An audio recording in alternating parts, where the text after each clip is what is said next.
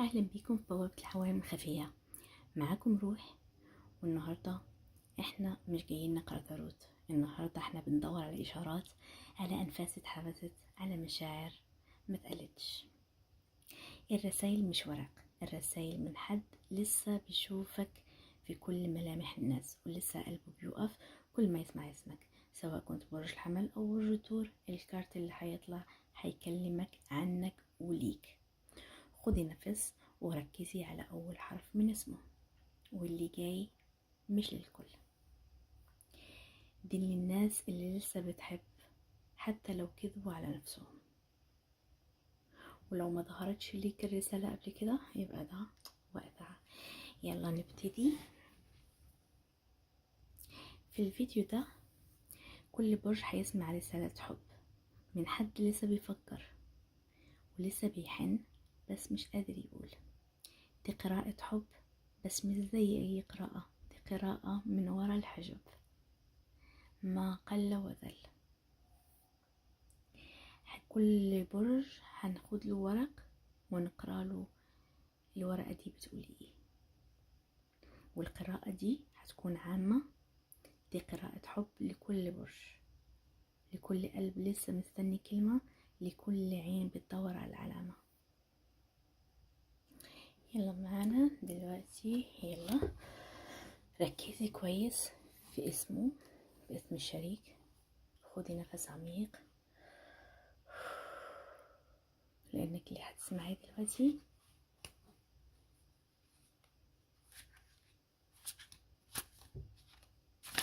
عمرك ما سمعتيه قبل كده. اتمنى انك تكوني مستعدة انك تسمعي الكام قريبة بزاف. اوكي، خلينا نعدلها ونرجع. اتمنى تكون كده كويسة. يلا نبتدي.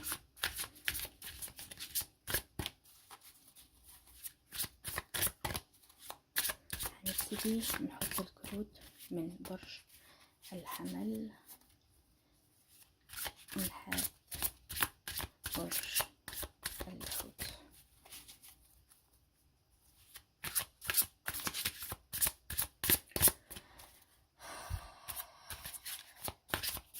ركزي معايا كويس قوي وتخيلي اسمه في بالك. اوكي، 1 2 3.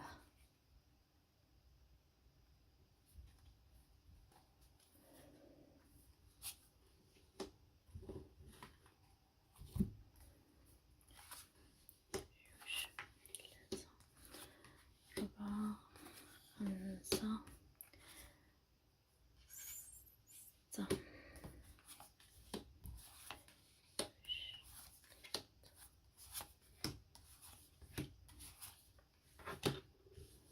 6. اوكي، خلصنا من الكروت. ثانك يو. هنبتدي اول شيء هو برج حرف، هو برج الحمل.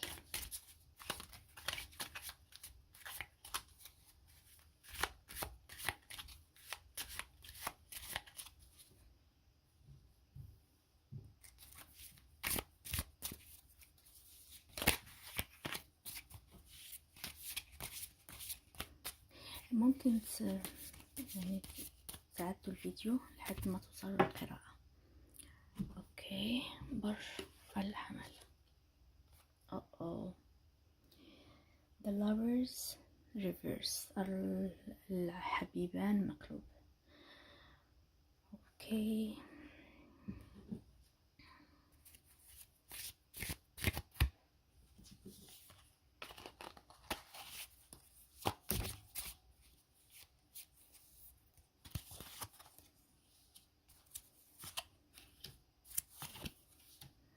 يا برج الحمل، هو بيتهرب بس شايفك في كل حد بيقابله، بيقنع نفسه انه نسيه، بس ورقة the lovers مقلوبة في رابط منقطعش، ورسالتك هنا بتقولك stop pretending you are over it, you are not انك وقفي انك تمثلي انك تجاوزتي المرحلة دي وانت لسه.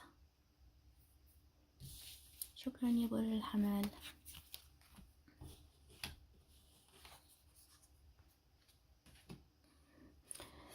اللي بعده برج الثور. The Four of Pentacle، 4 عملات.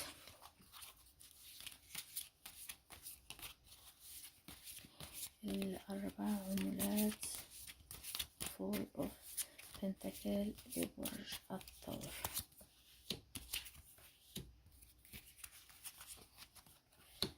اوكي، بيشوفك مستقرة فبيبدأ يتهز. شافك انك ممكن تبتدي حياتك من تاني، فهو مش عاجبه الموضوع.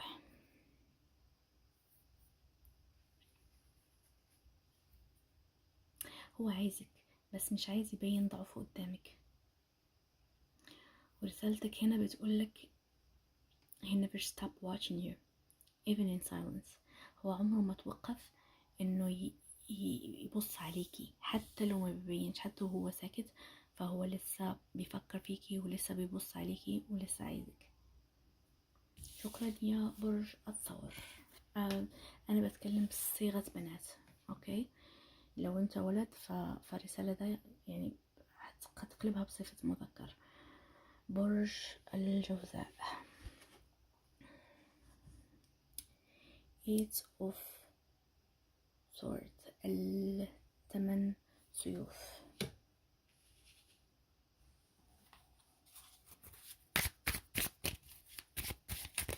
بحاول الفيديو يكون قصير عشان كده بعمله بسرعة. اوكي، نو الكارت بس حلوة.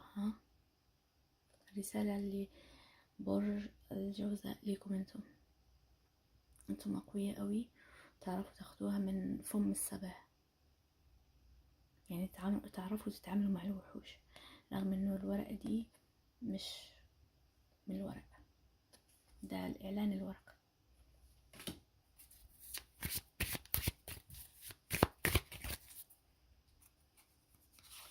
انتم أقوياء قوي.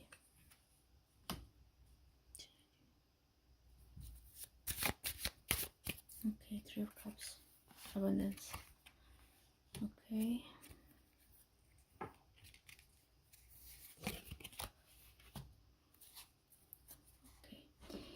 الإيت اوف 8 سيوف. يا برج الجوزاء، انت التحدي اللي فشل يكسره، معرفش يكسركم. هو عارف انه اللي بعدك مجرد انعكاسات باهتة، مش ناس حقيقية في حياته.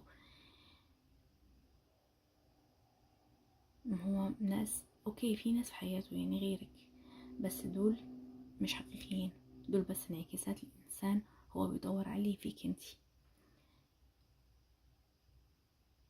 يعني رسالتك دلوقتي بتقولك you are the mind he can't escape. انت الفكرة اللي في باله اللي ما يقدرش يتجاوزها. استقبلي الطاقة، استقبلي يا برج الجوزاء. السرطان. the star reverse، ستار مقلوبة. برج السرطان، ستار مقلوبة، طلعت لكم ستار مقلوبة. حطيه في بالك، فكري فيه، حطي اسمه في بالك، تخيلي صورته ورسالته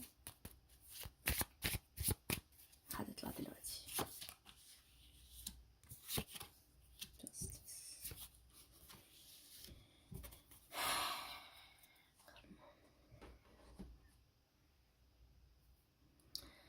هو لسه بيفكر انك،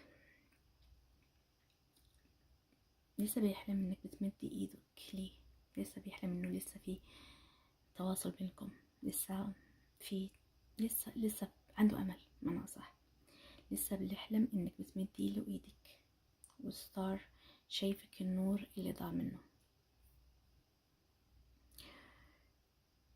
ورسالتك بتقول you are the wish he never dared to say out loud. هو شايفك الوش يعني الأمنية اللي عمره ما تجرأ إنه ينطقها بصوت عالي. انت بالنسبة له أمنية مش قادر يحققها، مش قادر يوصل لها، مش قادر يقولها بصوت عالي. استقبلي يا برج السرطان، أحن برج الأسد. معرفش ليه بحب برج الأسد. برج الأسد طلع لك ورقة برج الأسد، ده برج الأسد. اوكي،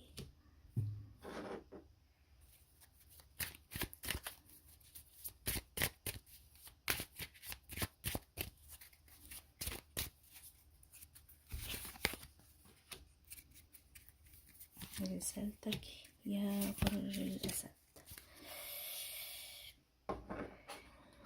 هو بس بيتظاهر انه قوي، بس قلبه بيرجف لما يسمع اسمك.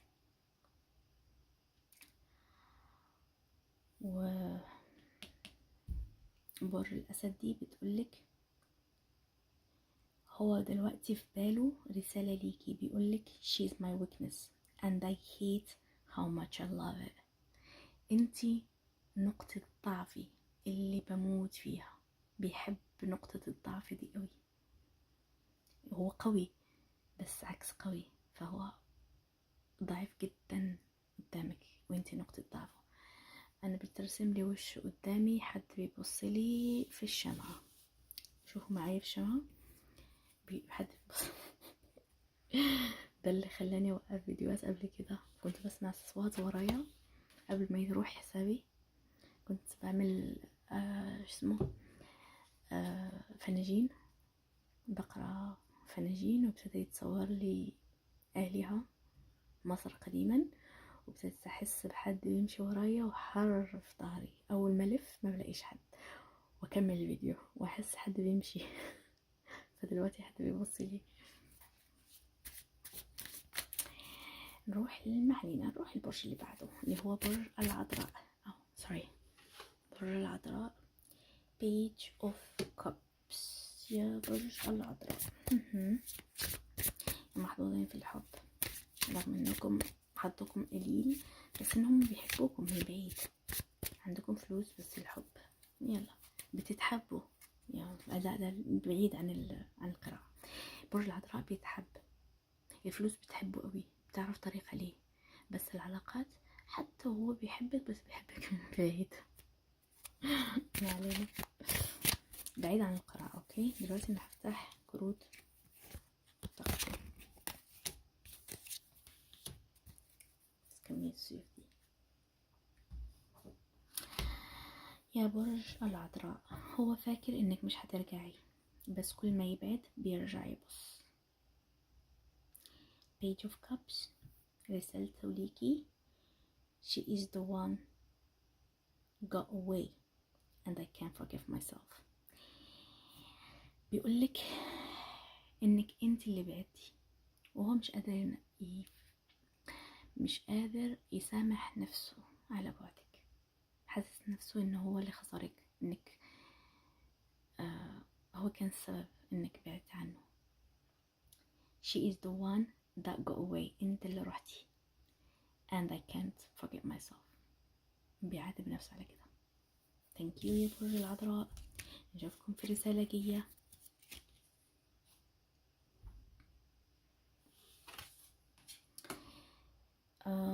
ليبرا، برج الميزان. justice reverse. اوكي، العدالة مقلوب. ليه العدالة مقلوب؟ يا شفتوا الأسد طلع له أسد والميزان طلع ميزان.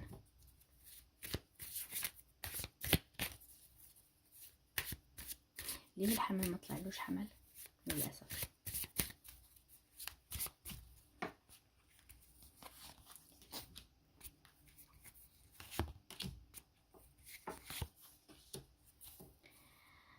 اوكي يا برج الميزان، كنت الميزان الحقيقي في حياتي. هو بيقول لك كده، كنت الميزان الحقيقي في حياتي، ولما مشيتي الدنيا اختلت. Justice Reverse بيقول لك she brought a balance now I'm lost. انك جبتي له او لو كنتي التوازن في حياته، دلوقتي هو ضايع. حلو، رسالة حلوة. استقبلي استقبلي استقبلي. Thank you يا برج الميزان. See you next video. دلوقتي نروح على برج العقرب. يس، العقرب. The Tower.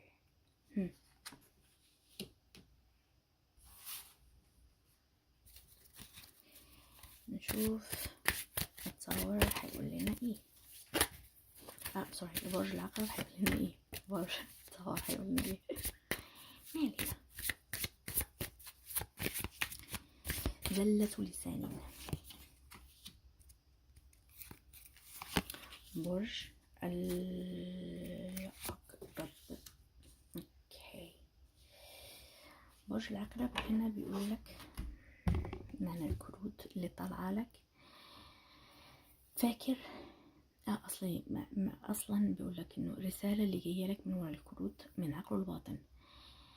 فاكر انك بتكرهيه، هو بيظن انك بتكرهيه اوكي، بس ده بيخليه عايزك اكتر. هو فاكر انك بتكرهيه بس ده مخليه متشبت بيكي اكتر. ف the Tower هنا بيقولك let her hit me at least she still feels. خليها تكرهني، على الأقل لسه عندها إحساس تجاهي حتى لو كره. عارف، لأنه إحنا في مراحل، في حب، في كره، في لا مبالاة، وفي نسيان. فأنتي حتى لو بتكرهي فلسه عندك مشاعر تجاهه. let her hit me at least she still feels. thank you يا برج العقرب. see you next time. نروح للبرج اللي بعده اللي هو برج القوس.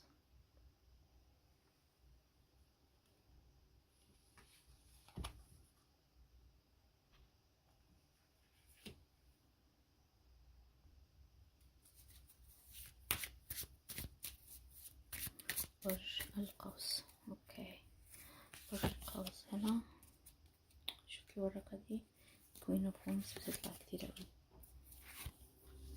اوكي يا برج القوس، هو شايفك طايرة بعيد بس هو لسه واقف مكانه مستني ترجعي. Temperance بتقولك she is the wife. هو بيقولك يعني في عقله من خلال الورقة دي بيقولك she is the wildfire and I'm the fool who stand in it willingly. اوكي، يعني انتي شو اسمه الحريق، يعني الترجمة الحرفية هي انتي النار اللي بتولع وانا الاحمق اللي واقف جواها وبمزاجي. يعني مش عايزة ادخل، يعني هي عندك رسالة هنا حلوة قوي يا قوس، او بس انا حابة مش عادلة لو انا قريت لك رسالتك دي وخليت رسائل البنات التانية ما شرحتهاش. اي بنت عايزاني اشرح لها الرسالة بتاعتها تكتب لي انا برج كذا وانا هشرح لك رسالتك بالضبط. بتقولي خلينا نشرح برج القوس ونكمل. الترجمة الحرفية للرسالة بتاعتك اللي هي انا النار اللي بتولع وهي انت النار اللي بتولع وهو الاحمق اللي واقف جواها بس بمزاجه. انك بتمثل انثى القوس او الطرف الثاني في العلاقة. يعني نارية، عاطفية، غير متوقعة، حرة، مبتحكمش فيها القوانين. حضورك قوي طاغي ويخلي اي حد ينبهر وينجذب. هو الاحمق رمز الشخص اللي دخل العلاقة او لفول، رمز الشخص اللي دخل العلاقة وهو عارف انها مش امنة بس دخل، زي ورقة الفول كده. بالتالي طاقة البداية، مغامرة وثقة العمياء، وواقف يحترق بالنار علشان كان شايف فيها نور.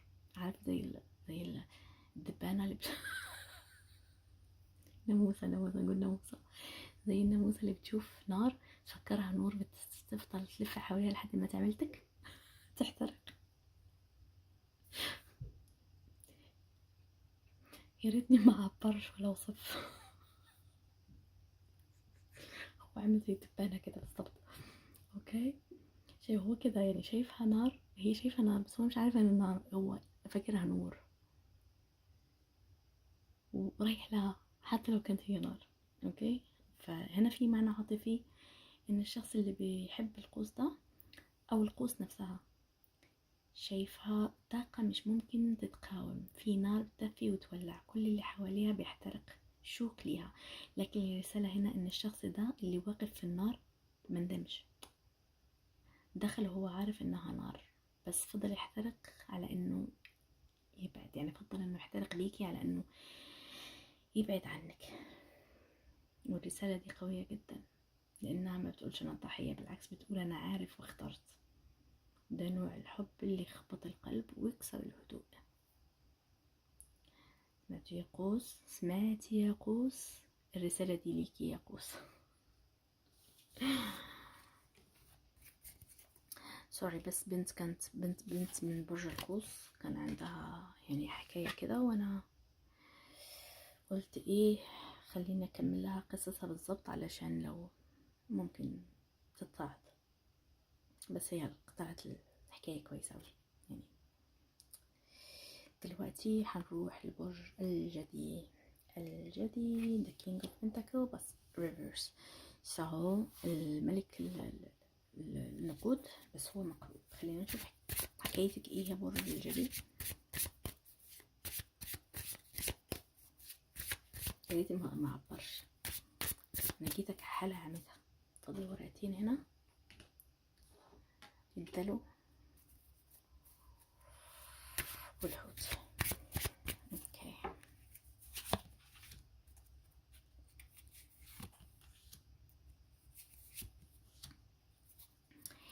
يا جدي حبيبك ده مش قادر يفتح قلبه، بس كل ما يسكر بينطق اسمك.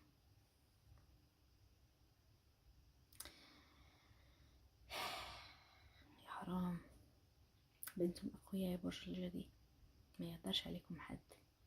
في الرجاله وفي الستات حلوين قوي وقوي قوي، وبتشغلوا عقلكم حلو قوي.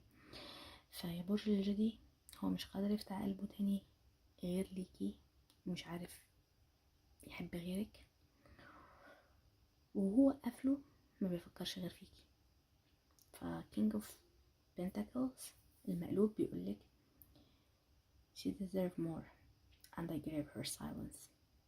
هي كانت تستحق الأفضل بس لقيت مني بس السكوت، يعني كنت تستاهلي أكتر منه بس هو ما قدمش حاجة علشانك. لو عايزة رسالتك دي أشرحها أكثر قوليلي في تعليق يا برج الجدي وأنا أشرحها لك بالتفاصيل أبعادها كلها. دلوقتي نروح لبرج الدلو Elephant Reverse. اوكي،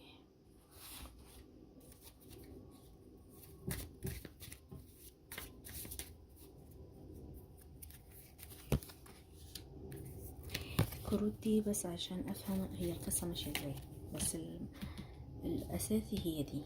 اوكي، انا قلتها متأخر بس اوكي، قلتها في اخر الفيديو.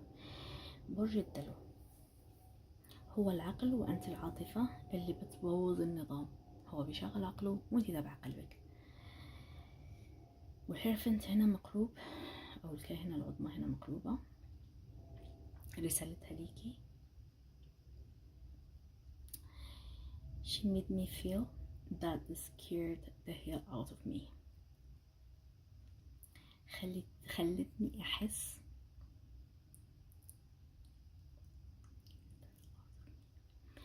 اني اقولك ايه، هي خلتني احس بالحاجات، يعني مش عارفه يعني اترجمها بالحرف، هنقول لك معناها بس انها خلتني احس حاجات كنت حلفت اني مش هرجع احسها تاني.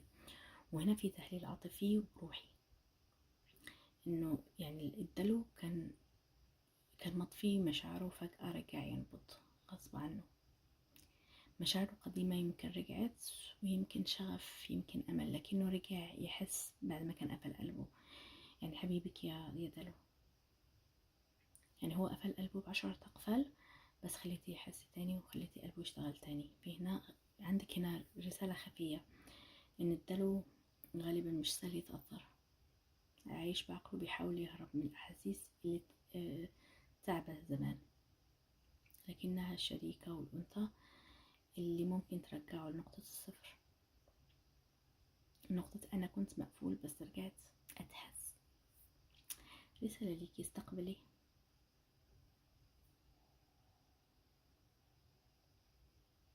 يعني هو بصراحة أنا مقالش إني أنا بحبك، هو قال إني هي صحتني من الموت كنت مختاره. يعني هو ده الرسالة القوية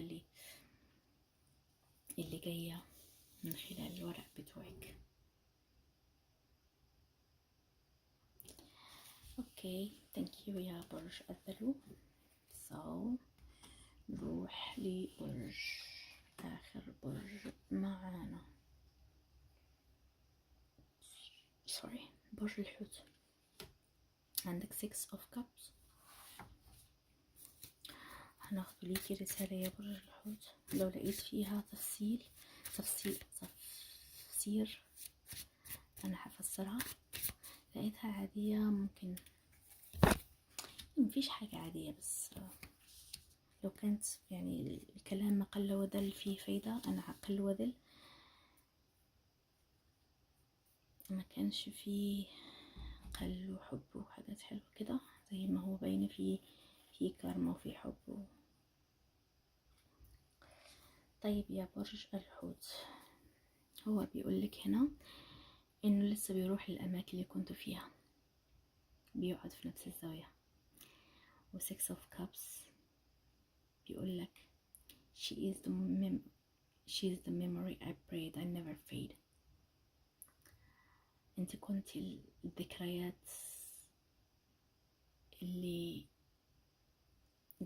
بتاعته اللي بيقول بيصلي انه عمره ما ينساها او لا تختفي. فهنا لازم شوية شرح علشان هنقول لك انه كانك صحيتي من موت هو كان مختاره. هو ما كانش ميت جسديا، بس كان ميت من جواه، ميت عاطفيا، قافل قلبه وقافل روحه، مختار يعيش من غير احساس خالص. يمكن علشان اتوجع قبل كده، يمكن فقد الثقة، يمكن عشان تعب، لكن لما دخلت في حياته رجعتي لي الحياة. عشان كده هو مش عايز انك تختفي ذكرياتك خالص من قلبه، من باله. هو مختارش يحبك، هي اللي كسرت الحواجز من غير ما تحاول، من غير ما تطلب منه. يعني انت دخلتي لحياته كده،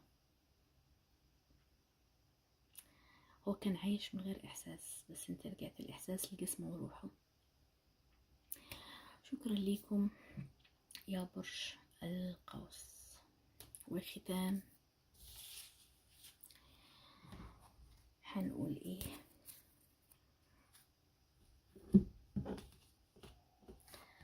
ارجع الورق لمكانه.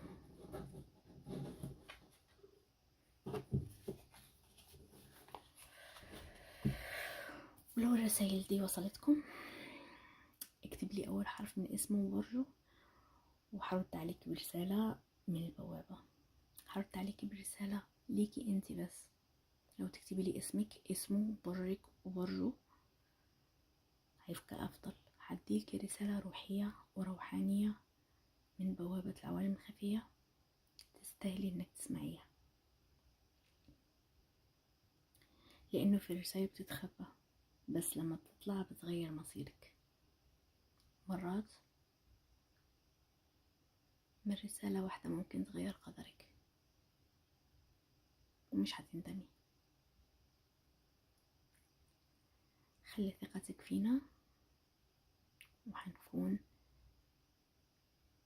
خطوة لتغيير القدر بتاعك الأفضل. أشوفكم في فيديو جاي. باي.